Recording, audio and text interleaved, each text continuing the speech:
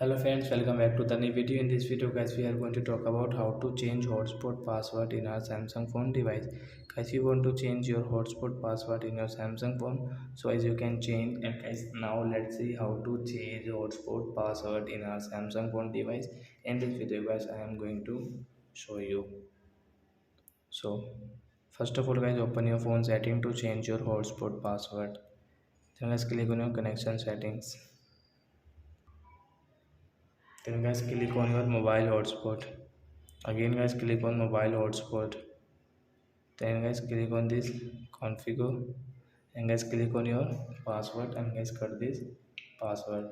Guys, new password guys, you can change yourself like 9876544321. And if you want to use this alphabet, so you can use like that.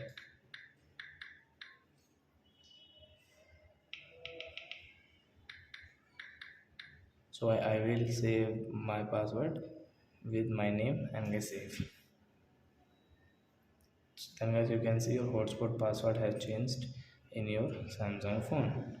So I hope friends you have understood how to change hotspot password in our Samsung phone. So that's it guys, thanks for watching. Now we will meet our next video with new topic. Before going guys, please go and like my video, subscribe my channel. Bye bye friends.